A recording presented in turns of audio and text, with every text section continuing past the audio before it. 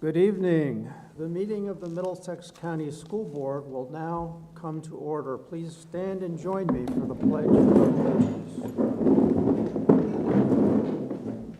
I pledge allegiance to the flag of the United States of America and to the republic for which it stands, one nation, under God, indivisible, with liberty and justice for all. Please be seated. Are there any additions or corrections to the agenda? Hearing none, may I have a motion to approve the agenda as presented? So move. Second. It's been moved and seconded. Any discussion? All in favor? Aye. Opposed? Motion carries. We will now move to public announcements of upcoming Middlesex County Public Schools events. On April 22nd is Administrative Assistance Day, and we thank all of the assistants because we can use all the assistance we can get. May 1st, early release for students. May the 2nd is the Middlesex High School prom. On May the 4th, interim reports are issued. On May the 4th through the 8th is National Staff Appreciation Week. And on May 11th, we will be back here for our regular May meeting of the school board. At this time, I invite Dr. Seitz to present recognitions. And I have some. I will go to the podium for those.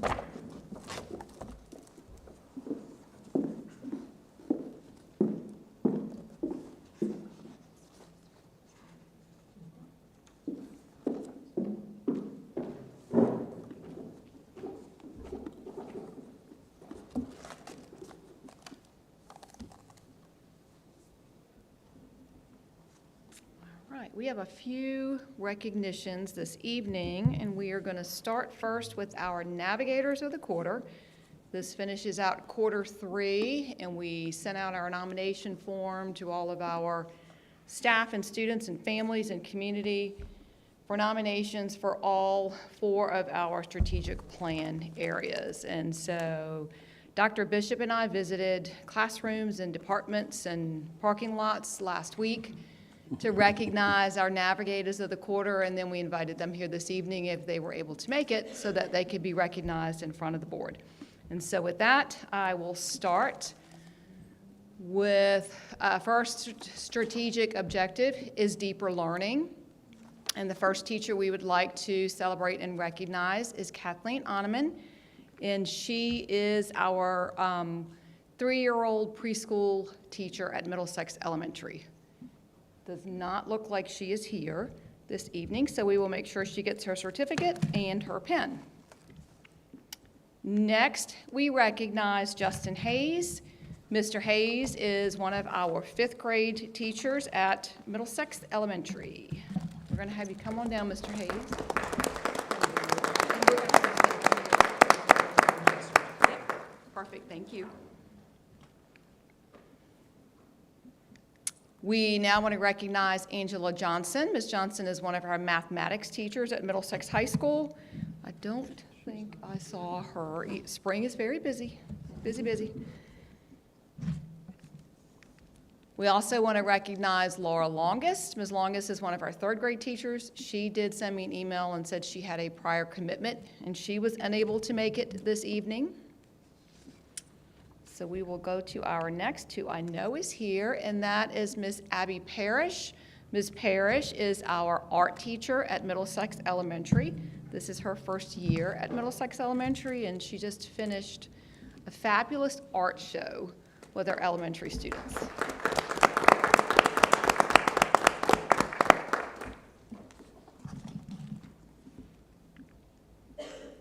And rounding out deeper learning, we want to recognize Ashley Turner. Ms. Turner is our music teacher at Middlesex Elementary, and she also just finished a spectacular music event for our elementary school students.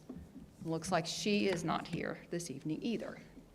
So we will move on now to Positive learning environment, and those that were nominated for that. First, we have Ala Crater. Ms. Crater is one of the paraprofessionals in one of our pre-K classrooms.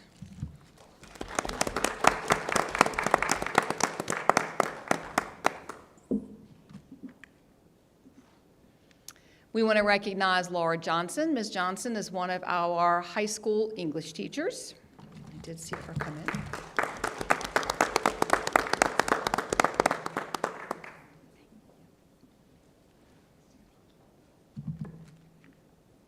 And then also from Middlesex High School, Mr. Peter Joyce. He is also one of our English teachers at the high school. I don't believe I saw him come in.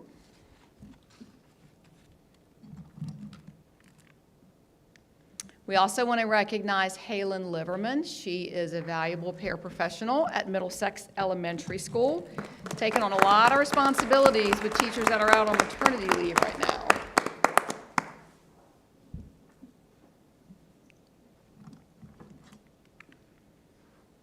And then last, for positive learning environment, we have Carly Willard, who works in our grounds and maintenance department, and that's who we met in the parking lot as he was spreading mulch, to recognize him last week. He's probably at home recuperating from spreading mulch because it is not a fun or easy experience. So we are going to keep on moving. In the area of capacity building, we want to recognize Candace Depping, another one of our Middlesex Elementary paraprofessionals. Don't see her.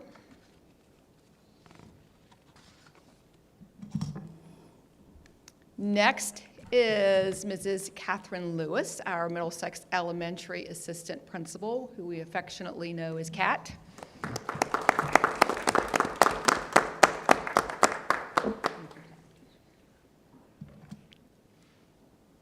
And then last for capacity building is Jordan Page, and she is the PE teacher here at St. Clair Walker Middle School. I know that she lives out of the county and was not able to make it.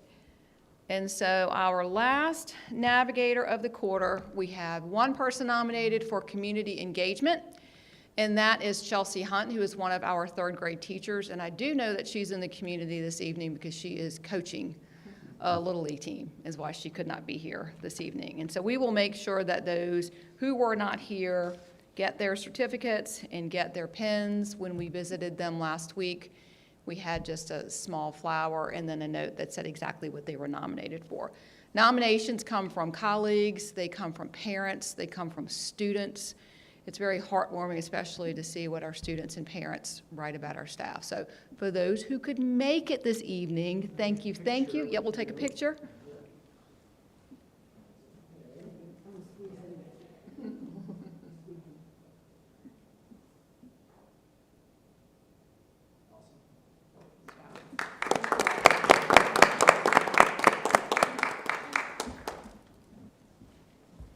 And so I do have another set of recognitions for this evening, and I believe, Mr. Dunkel, that you may have some artwork for us. And so every year, school board members and myself, if we're able, attend the annual Virginia School Board Association Eastern Region Spring Network Forum. This year, Dr. Burnett and Ms. McMinn and Ms. Bagby and I were able to attend. And each school in the divisions are asked to submit one piece of artwork from each school that gets recognized and gets on display at the association. And so tonight we just want to recognize our students who were chosen from their individual schools to submit artwork. And so first we are starting with Middlesex High School, and this is Leah Peso Rivas. She is a senior at Middlesex High School. The name of her artwork is Encanto Marino, which is ocean charm. And I don't know if, yes, please come down, because I haven't met you yet, so I couldn't tell whether you were here or not here. So I'll have you stand down here. You did get a recognition from the Virginia School Board Association for your artwork. So stand here and we will be able to take a picture at the end. From St. Clair Walker, the name of this Picture is Crazy Domino Effect, and it is Ella Brooks Luna, who is a 6th grader at St. Clair Walker Middle School. And it looks like I don't see Ella here, so we will make sure she gets her certificate. And then representing Middlesex Elementary School, we have Winter Cardinal, and this is illustrated by Jolie Norris, who is a 4th grader at Middlesex Elementary. And I did see her here.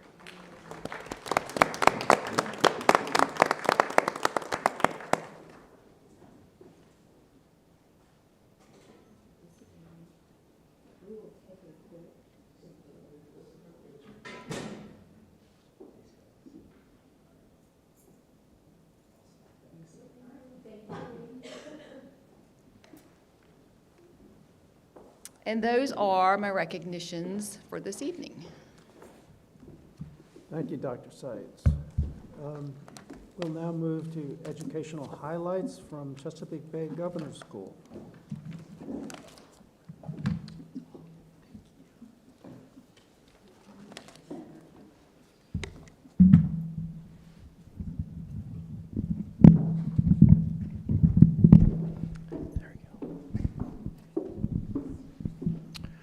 Well, good evening, Dr. Burnett, Dr. Seitz, members of the Middlesex County School Board and the greater Middlesex community. My name is Rob Wright. I'm the director of the Chesapeake Bay Governor's School. I just started this past July 1st, so I can still say I'm the new director for the next few months at least, but very eager to share about our program with you this evening. As many of you already know, we have a very close relationship with Middlesex County Schools. You are our fiscal agent. We work closely with Karen Murray, Donna Sickle, and Jessica Tuning for all of our budget, finance, and human resources needs. So really grateful for the partnership that we have. Chesapeake Bay Governor's School is one of 19 academic year governor schools around the state of Virginia. As you can see from the map, we serve students on the Northern Neck and Middle Peninsula. Due to our proximity to the Chesapeake Bay, our focus happens to be on marine and environmental science.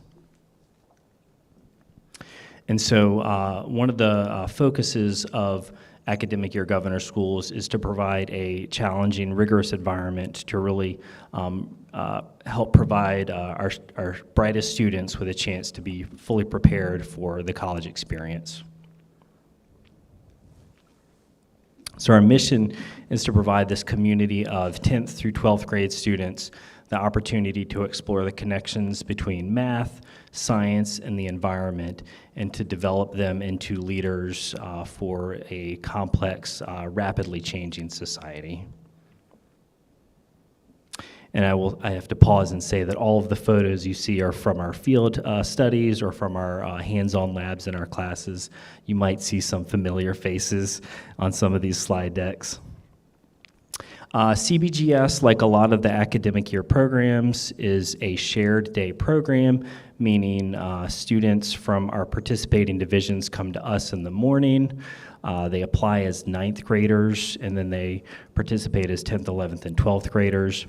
They attend their math and science classes with us from 8 a.m. to 10:30 daily, and then they're bused back to their home high schools.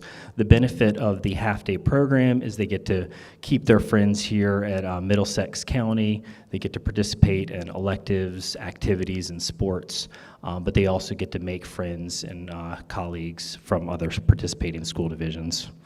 You can see some photos from some of our classes down at Glenn's this past semester. On the left is Oyster Palooza, where our sophomore students worked with oyster seed holdings to fertilize oyster embryos, and then throughout the lab they actually watched the embryos develop and multiply. It was fantastic. And then you can see on the right our sophomores presenting in their college success skills class.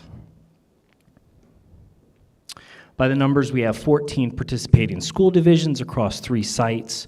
Middlesex County Public School students attend our Glen site at Rappahannock Community College. We do have 225 total students.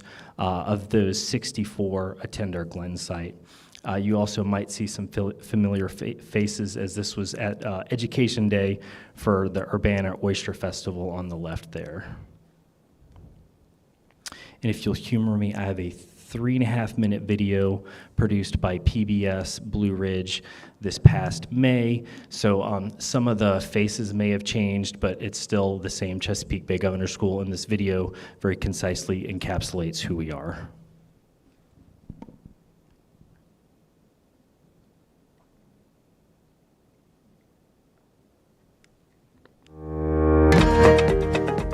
Virginia's 19 governor schools give students academic and visual and performing arts opportunities beyond those normally available in the students' home schools.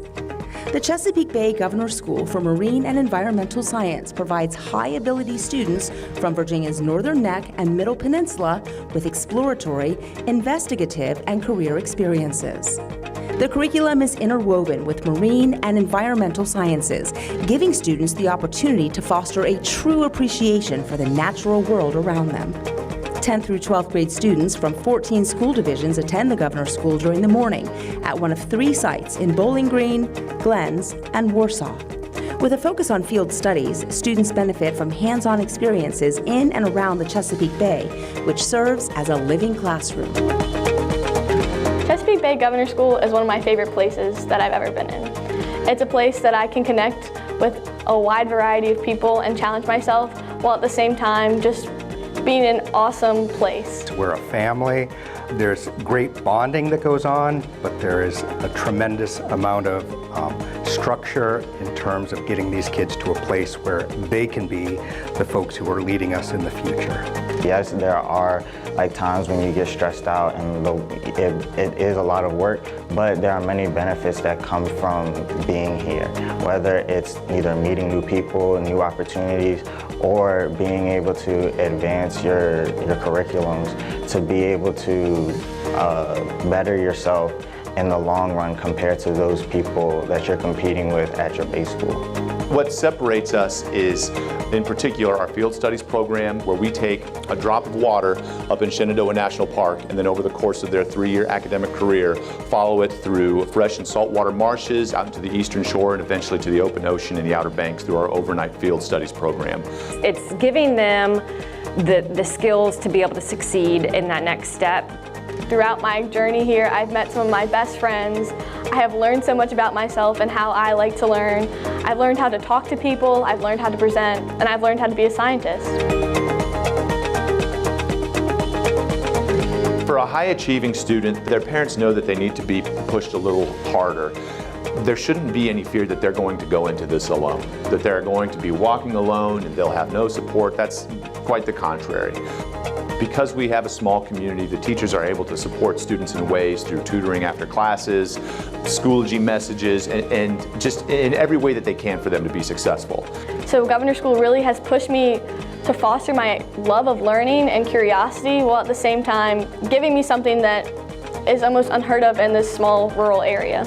Chesapeake Bay Governor School offers students an opportunity to be challenged in unique ways that they might not otherwise have access to, through rigorous classroom instruction and also through deep learning experiences out in the field, whether it's through water quality sampling, climbing Bear Fence Mountain and learning about the geological features of the Blue Ridge Mountains, or going to the Outer Banks and capturing fish in seine nets to study all of their features. The Chesapeake Bay Governor School offers students an opportunity to go outside of books and go into nature to learn about math and science.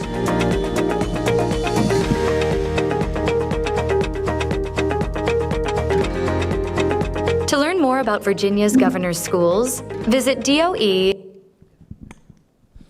All right, thank you for humoring me. I'm going to scoot through the next few slides. I do want to share 3 highlights of our program that really speak to who we are. All of our courses are dual enrollment at Chesapeake Bay Governor's School. Our students graduate with about 51 college credits, which they can then transfer to schools around the state of Virginia.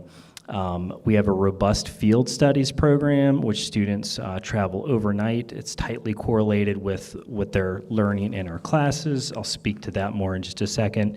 And then we have a fantastic research sequence that our seniors conduct their own original studies through their junior and senior years.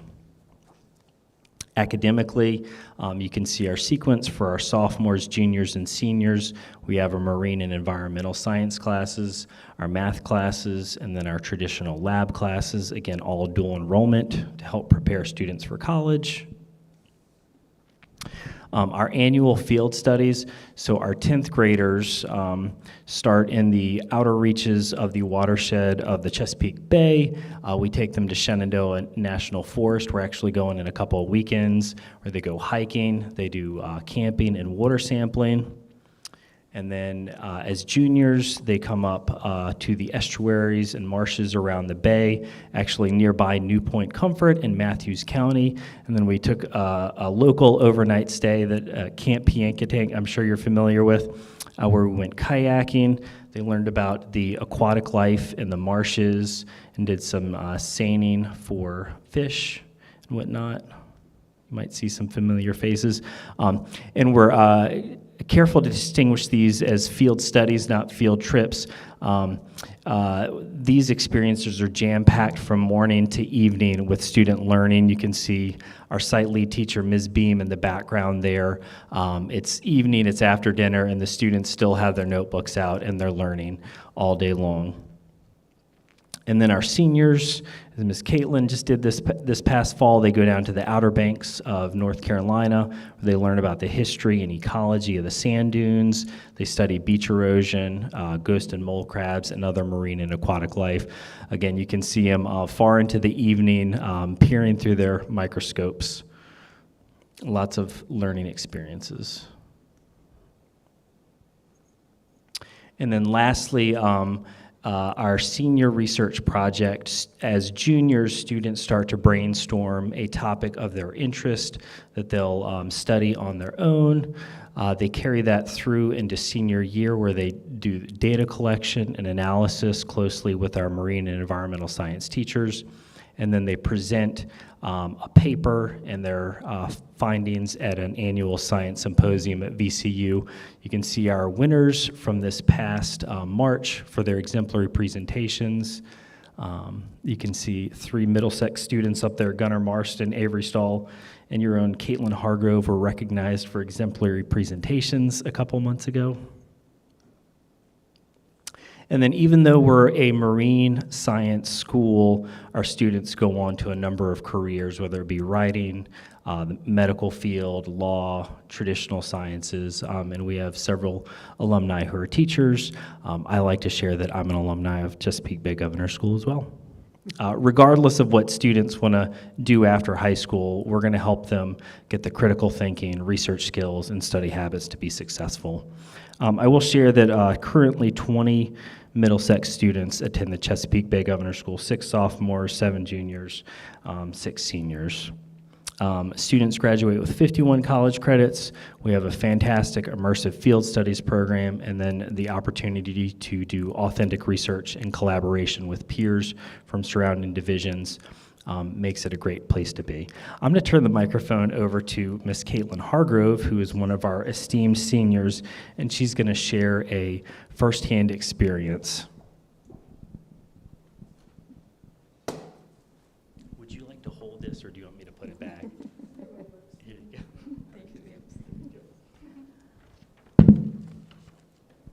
Hi, everyone. Chesapeake Bay Governor School has been a formative experience for me throughout high school. Starting as a sophomore in the program, I was exposed to many new skills that I will be able to take into my professional career. CBGS has taught me simple skills like how to properly study to ways to design my own research project and present my findings. If anyone would have told younger me that I was able to design a project and write a 16-page academic research paper about it, I probably would not have believed them. But through CBGS, it was made possible. During the 3 years of the program, our teachers provide ample opportunities to grow so that when we graduate, we have the skills to successfully assimilate into college life and later professional careers. Our experiences there have been a perfect balance of fun and educational. Our overnight field studies trips to Shenandoah, Camp Piankatank, and the Outer Banks provide unique learning opportunities that allow us to apply our knowledge in the classroom to real-life scenarios. Due to the high academic standards at Governor's School, we are able to dive deeper into scientific topics that we may not be able to cover otherwise. Our instructors are passionate about their respective fields and are always open to discussion, debate, and opportunities for learning. Another advantage to this program is the opportunities to embrace mentorship, both with underclassmen and teachers. CBGS faculty are devoted to helping students succeed in all areas, not just Governor's School. Our teachers take time to promote scholarship opportunities and provide helpful knowledge throughout the college application process, despite all of their other responsibilities. Additionally, we have unique extracurriculars such as our robotics, Blue Crab Bowl, and physics teams that also allow students to further explore their academic interests with people from all different counties.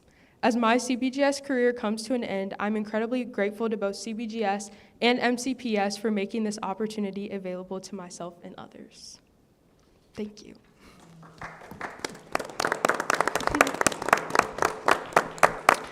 And we can take questions if there are any questions.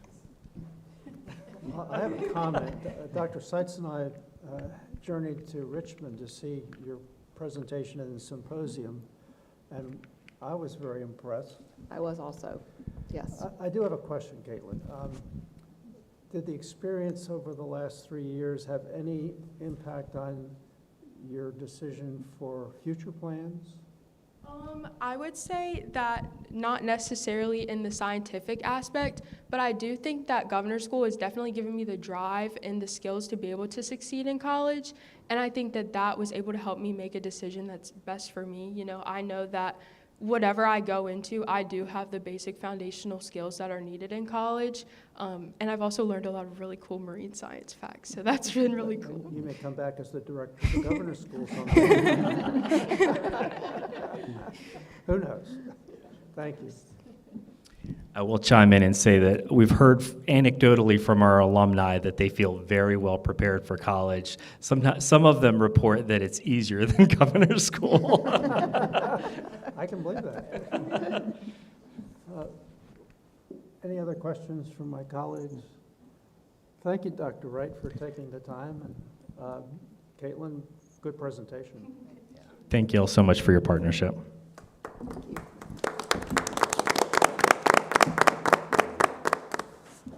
So we will now have public comment. No one signed up?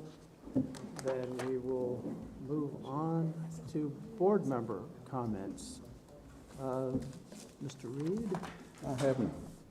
I have none also. I have a comment. The construction committee has met since our last meeting here, and I'd say we're making some progress. Hopefully, by this time next month at our meeting, I'll be able to share even more details about that progress. And the Chesapeake Bay Governor's School Board, of which I'm a member, will meet on Thursday evening at 6 p.m. All right. Just this last week, we had our Bridging Communities meeting. We passed our budget for the year. Our tuition went up by $6,600 roughly. We still have 30 seats allocated to us. We have 13 seats to fill next year, and we have 29 applicants that meet the criteria. So we should be on track to fill the Bridging Communities this year. Excellent. Just a small mention, I was invited to go to the elementary school to some 3rd and 2nd grade classes to see some experiments with friction and speed and some reading activities in correlation with their bookworm curriculum and some math experiments, and it was just really nice to see the enthusiasm of the teachers as well as the students, so well done. Thank you. And Caitlin? I don't have a ton of updates because of spring break, but I do know that this month, 3rd grade is going to experience a lot of outreach programs that come in to visit them. On Arbor Day, they're going to get a visit and have the opportunity to plant trees. And they're also getting a visit from the Hampton Road Sanitation Department. St. Clair Walker SCA has just finished a Krispy Kreme fundraiser to raise their club funds. And they also made cards to celebrate National Assistant Principals Week. Builders Club put together toy baskets and delivered them to the Children's Hospital of Richmond. And our drama club is preparing for their Fairy Tale Misfits performances. They'll have a school performance here Wednesday, April 22nd at 1:45, and a community performance here Thursday, April 23rd at 6:30. And lastly, Spanish Honor Society had their Easter raffle just last week, and tomorrow they'll be visiting MES to celebrate an ice cream social for the English second language students. Thank you, Caitlin. So now we move on to action items, and the first action item is the 26-27 Special Education Annual Plan.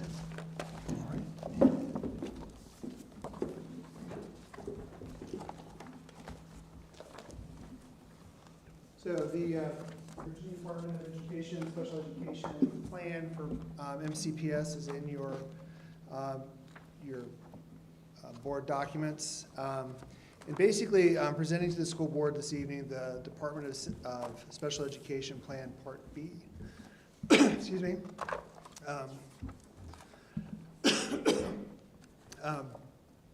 It's based on the December 1 child count, including the number of students in poverty. And before sending the IDEA plan to VDOE, it must be reviewed by the superintendent and the school board. So the annual plan includes an allocation of these resources, which is 4.5 full-time special education teaching positions. Those are special education teachers. That's the total is $338,000. Partial salary for an ECSE parapro, which is early childhood special education parapro, which is $11,000. It's partial salary. The budget also includes a small proportion of materials and supplies and purchase services, which includes webinars for our staff to fully understand the laws about special education and how to support our students. The DOE requires the states to identify school divisions that have significant disproportionality of racial and ethnic groups with regard to identification of special education services. We do not have that, and so that we are not required to reserve that 15% in that part in our plan. MCPS students are not significantly disproportionately identified due to race or ethnicity. MCPS does set aside funds for students who are in private school or homeschooled. Those funds, roughly around $4,000, are used for speech services for those students. So that is the sum of our plan. And with the superintendent and the school board approval, we can send this on to the Virginia Department of Education. Do we have any questions? I do. My first question is the special education budget, the source of those funds? From the federal government. Okay. The second question, do any of these funds address the targeted and improvement ratings for MES and SCW? In that they support our special education teachers who are supporting our students with disabilities. So it funds 4.5 teachers, special education teachers. Those special education teachers are those in the front lines to provide those accommodations and modifications for students within the classroom and pull out and push in, and that is definitely helps and is a part of that process to improve our students with disabilities. Do you anticipate any additional support, any additional funds? I'm looking at Karen too. Our funding for this IDA has been fairly level. It is. I mean, it's based on enrollment and poverty numbers. So what I can add though is But that as far as additional funds? yeah, it'll be some, and then Dr. Bishop is going to present some information in his report on the targeted support assistance grants that we've been able to apply for that. All right, I'll wait to hear from that. Okay. How many students do we have that's going to be affected by this program? For special education, yes. I don't know we have around 6, I think. I'm going to spitball 220, 230 Yes. students with disabilities in the division. 16-17%. Based on our December 1 child count, yes. Okay. I was just trying to, that was roughly what I remember from last year. Yep. So I'll see if it changes very much. That's right. It does stay pretty steady. Yeah. Are there any other questions for Dr. Bishop? Okay, then, the next Oh, we need to approve that. May I have a motion to approve the report that Dr. Bishop just gave us before we sent it on to VDOE? Do I hear a motion? So moved. Second? Second, sure. Okay. All in favor, please say aye. Aye. Opposed? Motion carries. Then the next item is the policy revisions on first reading. Yes, so you'll notice in your packet, you have several policies that have tiny little updates. Most of the updates are legal updates, changes that reference the code or cross-reference updates. This is the annual 5-year review, so all school board policies have to be reviewed every 5 years. And what the SBA does is chunk them and does so many a year. So this is the round for this year at this time of year. So it's not big changes, it's not General Assembly changes. Some of them are only changing a word or adding a hyphen, something like that. I will highlight a few of them, a couple of things I can get you to answer tonight, and I can give you an overview. And then, of course, I can answer questions if you have them. So the first one I will point out is BDD, electronic participation in school board meetings from remote locations. It was just updated for clarity, but because it is being updated, you do need to identify the number of times a member may participate virtually if you're allowing remote participation. I can tell you that the current policy allows for any given member to participate 3 times a year remotely. So my question would be, do you want to keep that at 3 times, or do you want to update that number? If I'm not mistaken, I think it was at 2, and we updated it to 3. I think that's right, a few years back. Mm-hmm. Any thoughts? I would make a motion to leave it at 3. Leave it at 3? Yeah, I'd say it hasn't been an issue in the past. No. At all. But I'm not sure we need a motion. We're going to What I'll do is add that in, and so then when it comes back for second read, that will be in there for second read. Now, that can only be done in the event of an emergency, Yeah, correct? it's pretty specific and strict on when it is allowed. I can tell you that since I've been superintendent, we've never done it. I saw it happen once when I was assistant superintendent for a board member who was out of state for a spouse's medical procedure. Was it done once during COVID? Well, COVID was different. That allowed entire remote. So we were under an emergency order. Yeah, we were under an emergency order. Okay. This would be if we're not under an emergency order, because that changes things. If we're not under an emergency order, it's a regular meeting. It's pretty strict criteria of when you can even do it. So. All right, I want to point out a new policy, and that is EBCBA, electronic room partitions. This is a new policy for us. The only room partitions we have are in the gymnasiums of the elementary and middle schools. And so this is required by the Code of Virginia, that we have a policy stating this. Administration has been advised of what the policy is that is coming for you for first read, and then as a follow-up for second read. Are we in compliance with the new policy? Yes, yes. GCBE, family and medical leave, if you noticed when you went through that, it's not a red line. They just went through, they being the attorneys at the SBA, and completely rewrote the policy. FMLA has not really gone through substantial changes. What VSBA did was revise it and made an effort to distinguish between what should be board policy and what should be regulations.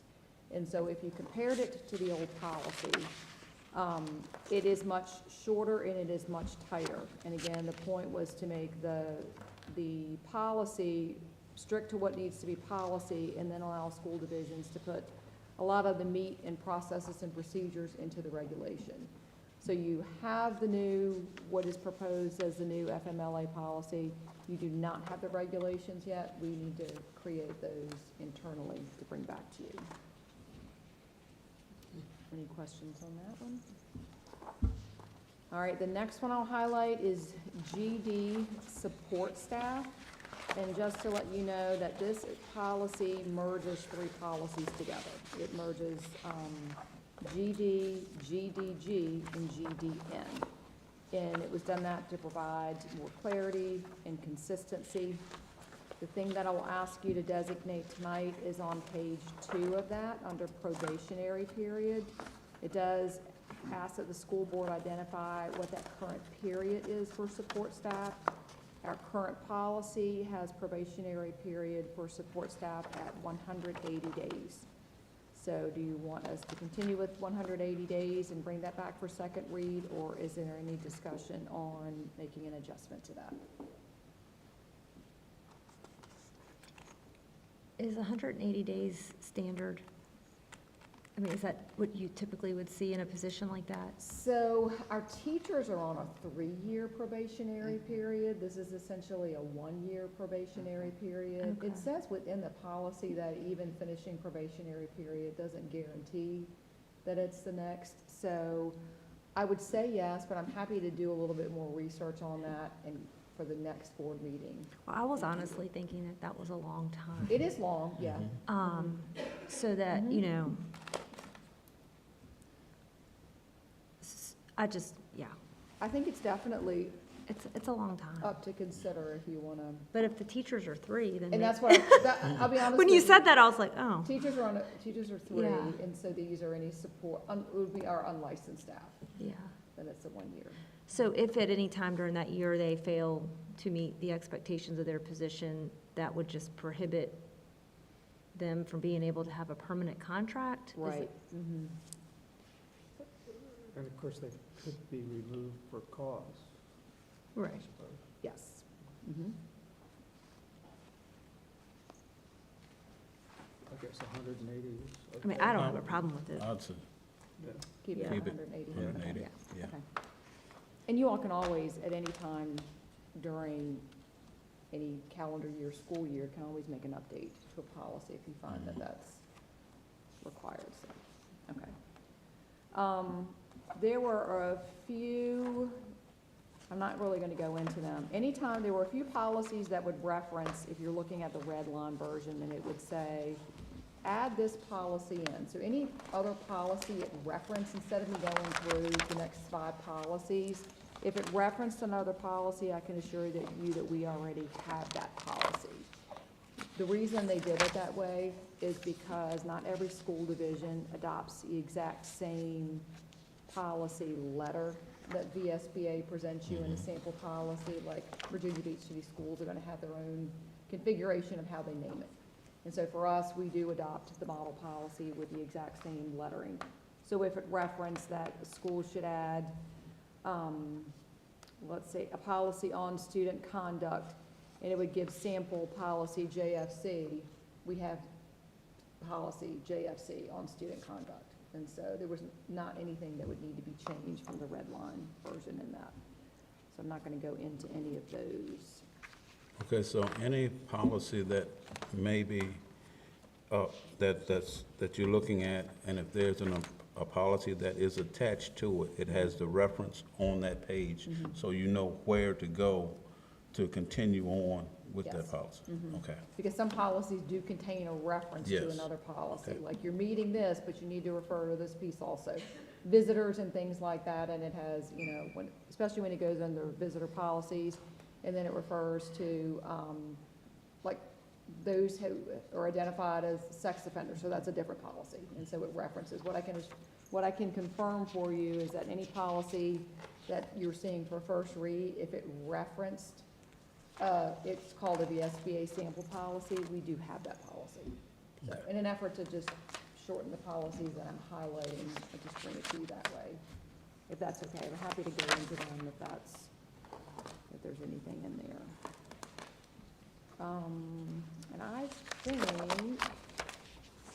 think those are the highlights. Like I said, some, you'll see some, they made more changes in it. Again, if you saw more red lines in it, it's just because they're trying to make it more clear, or they've brought in at times language from the Code of Virginia to be more specific, but they're not changes to the policies. But with that, I'm happy to answer any questions that you may have about these policies on first read also. If you have questions that occur to you after our meeting, or have some right now, and send them to me, and I will get them to Dr. Seitz. We will schedule a work session prior to the May board meeting. And I will get some information out specifically telling you when that will be. All right, I think we need a motion to move these beyond first reading so that we'll see them again in second reading. So move. Second. Moved and seconded, all in favor? Aye. Opposed? Motion carries. And then the third and I think final item for action is the calendar revision, Dr. Seitz. Yes, calendar revision, and I do have, I put together some information to present to you this evening in consideration of making a change to the 26-27 calendar. I believe I sent to Mr. Dunkel.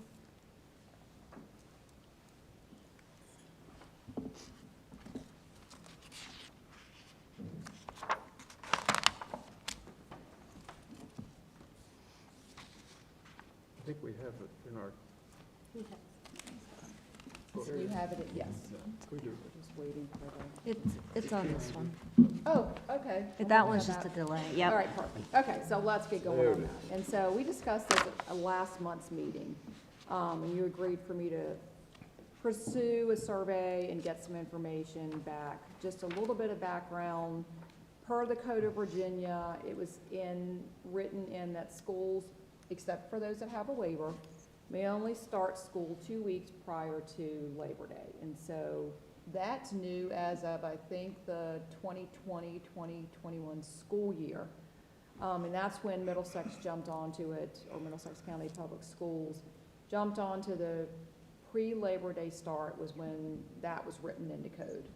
And so that's what we've been doing. The thing that made it a little bit funky this year, and you remember me saying with the start of the school year and calendars, is every so many years, Labor Day makes a big shift. And so that pushed our start date later, which pushes our end date later also. It just so happens this year that there was, I put the Senate bill, but it was a Senate and a House bill that made it through Senate and the House without opposition and landed on the governor's desk and was signed last week. And what that stated was that schools may start 14 days prior to September 1. And so now you have a more consistent start date that you can use from year to year, and you don't have that swaying of a week. So we put out a survey before spring break, sent it to our staff and families, highlighted some of the results here. We received 72 responses. We had 20 that said, nope, I like the calendar the way it was, you already approved it, don't change it. And then 48 who said, we prefer, or I prefer the approved, or the revised calendar that's presented. I know this doesn't add to 72. There were a few we threw out that didn't apply to starting or ending. There was one referencing spring break, which didn't change, so there were a few oddities that were just thrown out there. I'll note that the survey wasn't intended to be a vote on where we would go. It was to get feedback, and we wanted honest feedback on what that would do to staff and families if we made a change to the calendar. And so with that, what we did is, and you can go to the next slide, please. What we did was review what are the benefits of a revised calendar, and then what are the challenges of the revised calendar. And the next slide can show, is it up here? I keep looking at this. I can stop. This one's. Sorry. I'm looking at there's a this. delay. I don't even know where we're on. There here. it is. Okay. Okay.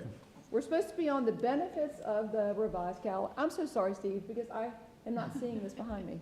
Okay, so what we had already discussed, we reviewed this with our administrative council. So admin council is all of our principals and all of our directors. I also met with our superintendent's advisory. That's advisory. That is a representative of teachers, 2 teachers from each school, and then we have a member of the operations department.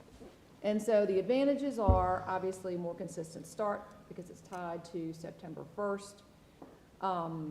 And then the end dates are more consistent also depending on what your school year looks like. And so this year we started on August 18th. For the next school year, we can start on August 18th. For the year after that, we can start on August 18th, so much more consistent.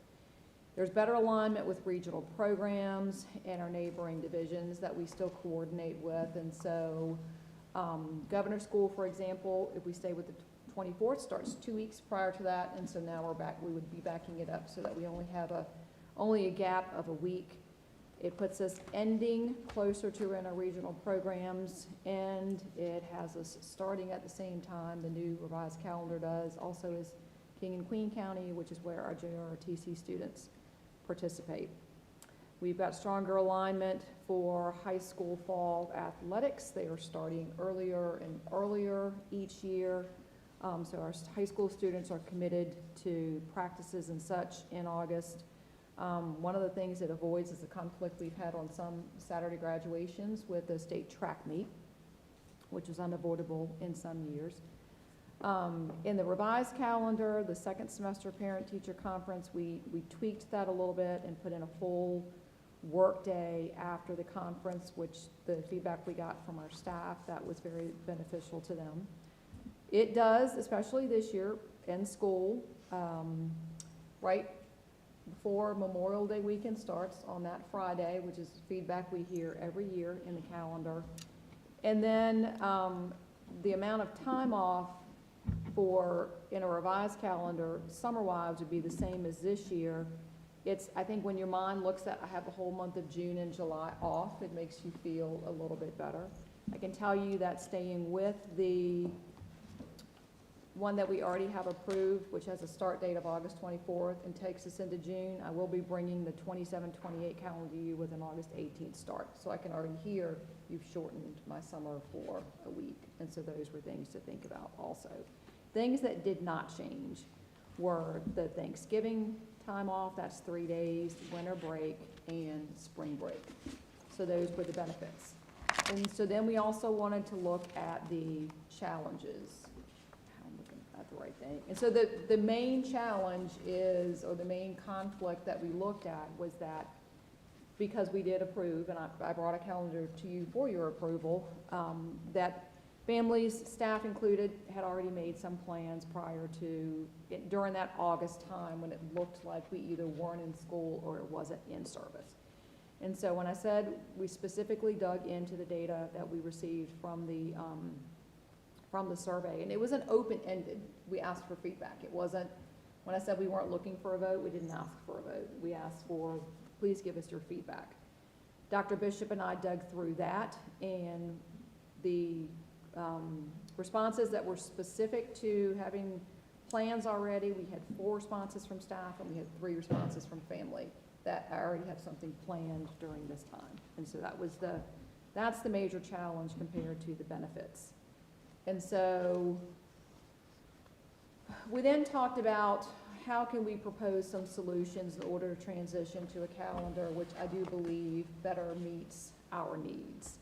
We talked through these in our superintendent's advisory group also, and that is to honor pre-existing commitments for staff that have already committed to something on that week, which is, I think, August 5th and 6th. Maybe that have something, how do we work it so that we are providing time for them to complete work and not charging them for personal leave? You notice I've said this is potential options.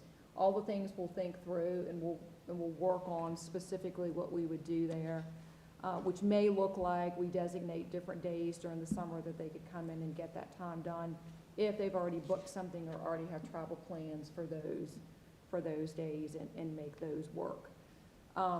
As for families, we said that we would, and again, I talked about this in superintendent's advisory, and this is some of the feedback we got from the teachers also, is that we would apply the same standard attendance practices for students and families that we deal with all year long anyway, when parents are out of town. We recognize certainly that no one wants to miss days in the first week of school, but we also know that things come up and that can happen. And so we work closely with families to manage what missing looks like, what they need to be able to come into school or return into school and have covered, and encouraging that communication between families. We do look at it as a one-time transition accommodation if we're looking at flexible time for staff, but it may be the right thing to transition us back into a calendar that I do believe meets the needs better for our school division, our staff, and our families, because we did already present a calendar for approval. And so I am recommending that we shift to the revised calendar and make that change and allow us to coordinate that. But I know you may also have questions and would like to engage in discussion on that, and so I'm happy to do that. Any comments or questions? One question regarding the staff, are they missing the week that students would be in the classroom? No. No, it would be pre-service days. Okay, so that would be easier to miss. Do you know roughly how many of the surrounding districts that we partner with that are gonna go to this calendar? So most divisions are on this calendar already. A couple of them, even though they did not have the waiver, they just kind of, one of them told me, I said, how are you doing an early start? And the superintendent said, I'm rolling the dice. And so there's probably only 2 divisions in Region 3 that are going to stay with that have an August 24th start. But they're the 2 divisions that already have a different spring break than us anyway. I don't want to get off topic, but it's interesting you said that because I talked to a family last week, and Matthews, being a neighboring county, a lot of times sends students to our division, and they're not on the same spring break as we are, which I don't know is necessarily our issue to resolve. But that may be worth a discussion, because this particular family had a child in each division. I mean, I guess that's their personal choice, but I don't know if it'd be worth talking with them about aligning. Well, what I can say is, and Dr. Wright what he does with Chesapeake Bay Governor School is that he gets all of our calendars and he lines up spring break, winter break, Thanksgiving. Gloucester and Matthews are the only 2 divisions that don't have the same spring break as everybody else in the entire region. Well. And I used to, I will be honest, I used to reach out to them first to say, what's your spring break? But then I found, when we're working with Governor School and Bridging Communities, and now King and Queen also for JRTC, we needed to align with our regional partners. Yeah, so maybe those parents need to talk back over there. I would talk to them. Yeah. But I think, I agree with what you're saying, is can we coordinate some of that a little bit better? Yeah. Caitlin, do you have any questions, comments? Not really. I do think that it might be easier to adjust, especially coming from like the governor's school perspective, having only that week of separation versus the 2 weeks difference. Okay. Any other comments or questions? Are you ready to make a motion? So move. Second, please. Second. All in favor, say aye. Aye. Opposed? Motion carries. And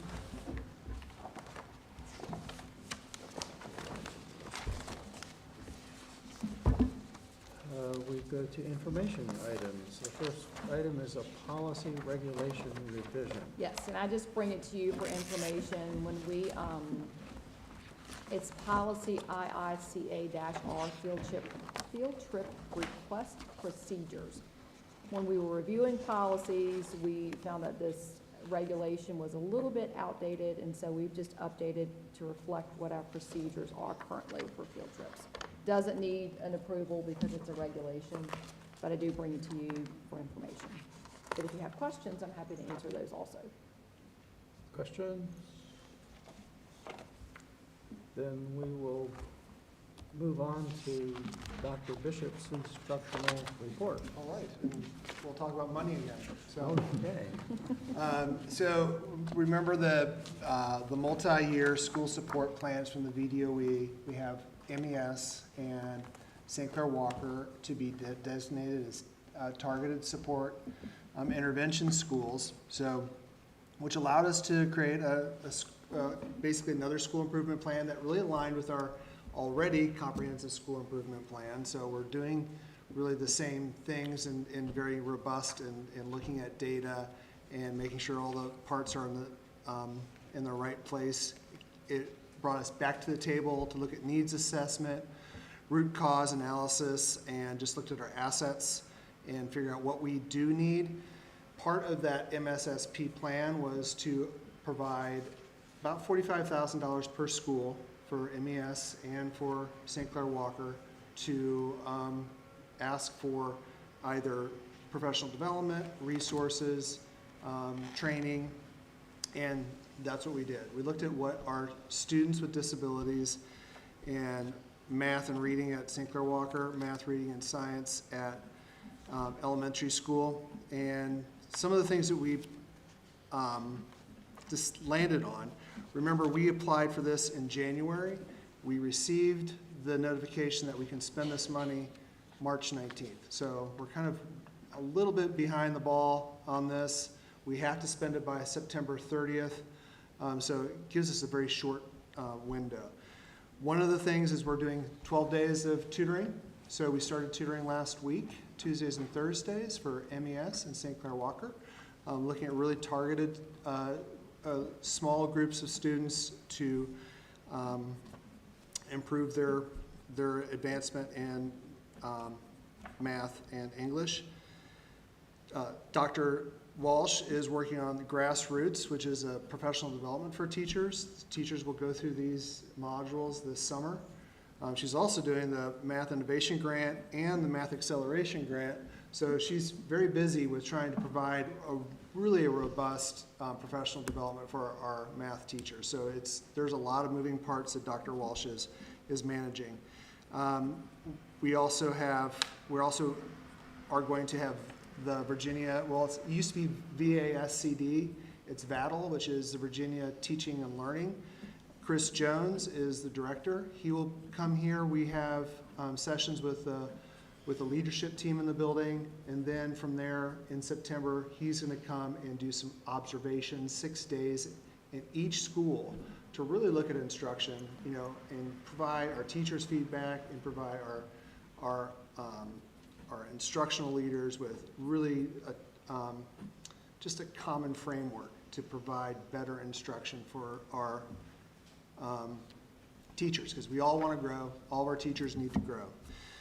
We also we're purchasing Spire workbooks, math kits from Kidem, which is our high quality instructional materials at the elementary school. So those Kidem kits, Cartesian maps, lots of hands-on activities for our students, and also we're purchasing SOL coach books, kind of a testing prep, to be honest with you, to provide that knowledge of how the test works for our students. So our outcomes, we're trying to obviously improve our outcomes for our students with disabilities. So that is the MSSP grant, and that's the funding that we have. We have already started spending that. I just want to let the school board know that these are very targeted interventions and supports that we feel will be valuable for our students and teachers now, but also in the long run for next year. Do you have any questions about that? All right. Thank you. Thanks. And now Dr. Sykes, your report. Yes, I have a few items to report on. At last month's meeting, there was some question about non-resident, or what we could call our tuition students. I just wanted to give you a little bit of a breakdown. For this school year, we have 71 total non-resident students. 21 of those students are children of staff members, and we do not charge tuition to our staff members' children. It's a benefit to them. So we have 50 students that we have a paid tuition, that we receive tuition for them. That can be prorated a little bit based on a family's income. When we looked at where our students come from, we're receiving students from 8 counties, and we have students represented in every grade level, kindergarten through 12th grade, that are non-resident students in our county. So that's just an overview from some questions we had at last month's meeting. Any other questions about non-resident students? A few other things. That's about 7% of the total population, I think. 71. Yeah. You say 70? 71. 71, okay. All right, other things I have to share with you is the elementary school recently had visits from our Virginia Literacy Partnership coaches. We were very excited to share how incredibly impressed, and that's the terms that they used, on what they saw and the hard work that they saw happening in our classrooms at the elementary school. Specifically, they noted we were excelling in high student engagement, and they observed students invested in their learning, active participation. They saw that across all grade levels. They visited the entire school. They mentioned the effective scaffolding, and so meeting students where they were through thoughtful instructional support. They said that that was a standout that they saw. Curriculum implementation, the fidelity and energy that our staff was given implementing the reading curriculum, they said was very clear, and they could see the results in that. And then just overall the positive school environment. They actually raved about our school community. I met with and so Mrs. Daniel had shared that out to the entire staff there. And then I met with Ms. Haley, who is our literacy specialist. She was very excited, and they even told her, she said privately, but I said I would say it publicly, that they saw model classrooms that they wish they could bring other schools in to see the work that was being done this year. So there's been lots and lots of effort, great effort, and getting very, very focused in there. So we want to celebrate that. So now I will move on to money. And for budget update, we're all talking about money. The county has amended their budget calendar, and they pushed both their public hearing and the approval of their budget, which includes our budget, until later in May. In fact, they won't be approving the budget until May 28th, which is, I think, later than I'm aware that they've ever done. Ms. Murray and I attend every work session that they do have, and at the most recent one, they did discuss an amount of approval for the schools, which is what we are going to work with. And so with that, I'll let you know that we are planning to issue contracts on May 6th to all of our staff with a return date of May 13th. That does align with our health insurance information, where people either sign up for new, they'll make a change, or they will just let us know that they are staying exactly where they are. And so that's overall budget. The next piece on money that I want to share has to do with the bonus. And before Governor Youngkin left, when he amended the FY26 budget, or what they call the caboose budget, he did add in a $1,500 bonus per SOQ funded instructional and support positions. And so if you remember anything from all of our budget meetings, that's about 55% of our staff. Then it runs through the LCI, which means that the locality picks up 63, 64% of it. And so VDOE has confirmed that if we use the sum of the state appropriation plus the local required match, and that if we use the sum of that and I certify that, we can distribute the bonus as we would best meet our needs in our school division. So each school division can do that. As Murray and I have met, we've looked at the numbers.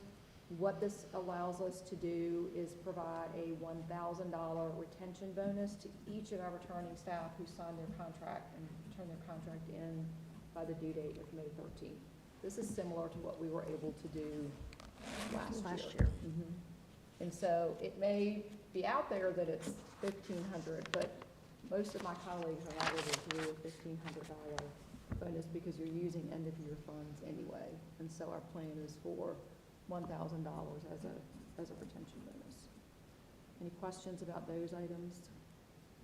Is that for all staff? All staff. All staff. All staff.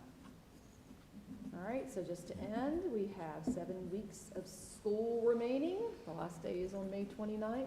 Very, very busy during the day, during the evenings, lots of athletics, lots of programs coming up. And then we conclude with our graduation on Saturday, May 30th. And that is my report for this evening. Thank you, Dr. Seitz.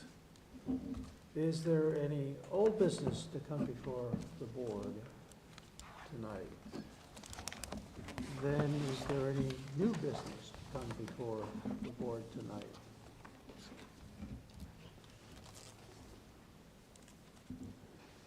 Hearing none, pursuant to the Code of Virginia, the board will go into closed session to discuss personnel matters, student matters, and legal matters. May I have a motion to go into closed session? So moved. Second. It's been moved and seconded. All in favor? Aye. Opposed? We are now in closed session.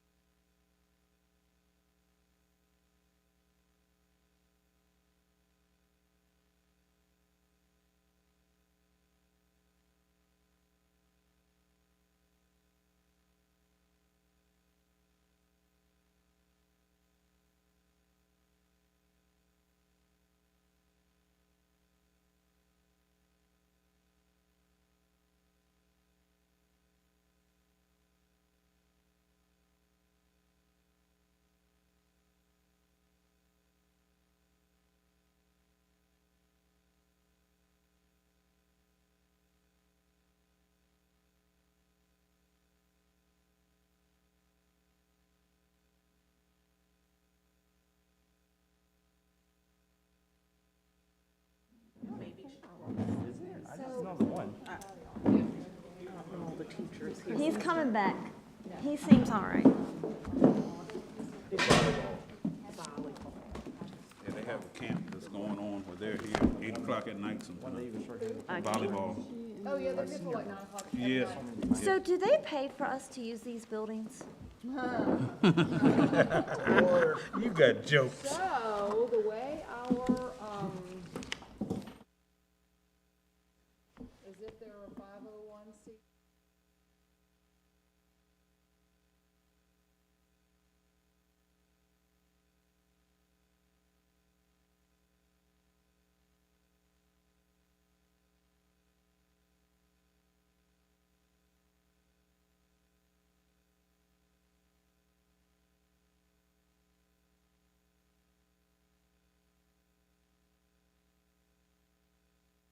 That's not the.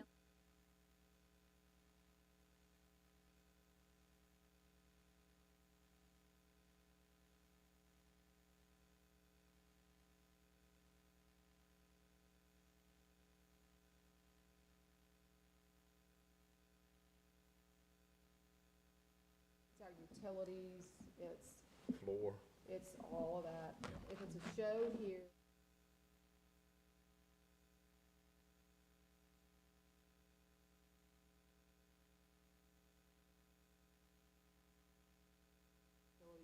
Use and making some changes to that Including athletic? application. Okay. Because of the use of everything. May I have a motion to return to an open meeting? So moved. Second. All in favor? Aye. Pursuant to the Code of Virginia, the board discussed personnel matters, student matters, and legal matters during closed session. Matters discussed in closed session have been added to the consent agenda and other parts of the agenda as action and information items. Members of the board, please certify that only lawful matters were discussed in closed session. Board members will respond by roll call vote. Dr. Burnett, Yes. Mr. Kennedy, Yes. Mrs. McMinn, Yes. Mr. Reed, Yes. and Ms. Robbins. Yes. May I have a motion to approve the consent agenda items? So moved. Second. All in favor, say aye. Aye. Opposed? If there is, the motion carries. If there is no further business, may I have a motion to adjourn? So moved. Second. All in favor? Aye. Aye. Motion carries. The meeting is adjourned.